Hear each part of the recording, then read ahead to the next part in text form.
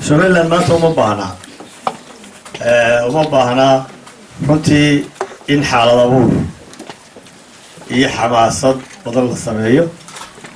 uma baahna dadka in la bahalageliyo oo daasado maran loo tumo.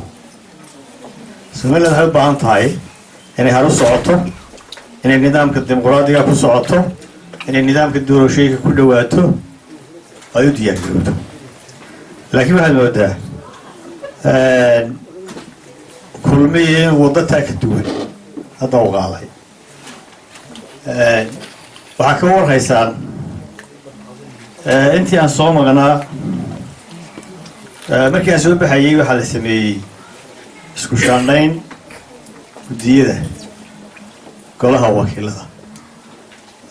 sida xeerka hoosaadku qorayo guddi hoosaadyada waa in sanad kasta la sameeyaa ahayd.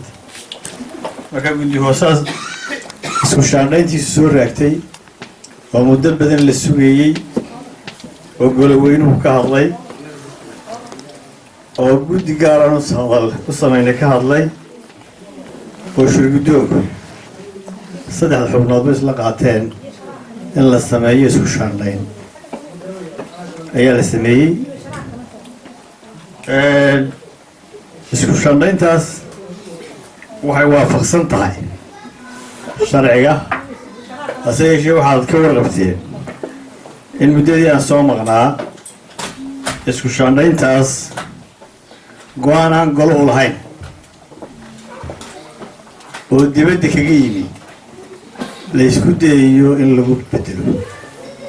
go-aankaasi go-aan sharciyu ahaa.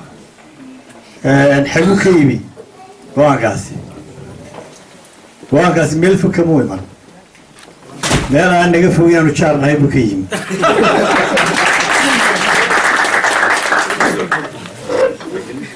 faragelintaasi waxay ka timi meel aan naga fogeyn aanu jaar nahay.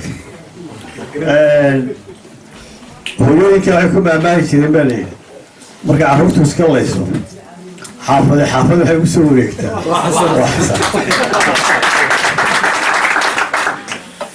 waxaad moodaa qolooyinkaanu jaarka ahay waxaa ku soo kordhay carruur badan oo qalqaali ah.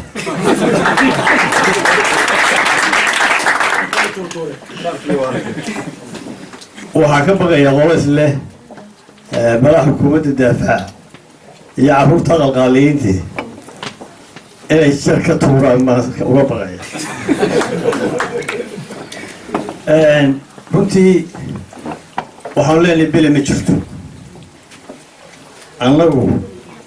aniga iyo xisbiga waddani midna looga baqan maayo wax dhibaataa inay waddanka u keenaan. laakiin inamadaa faraha taagtaagaya ee faraha fiiqfiiqaya waxaanu ku leenahay bele ma jirto. farahiina ha fiiqfiiqina iska daayaan laada. haddaad joojin weydaa fiiqfiiqa waxaan filaya inay dhexda ka qaniini doontaan farihiina.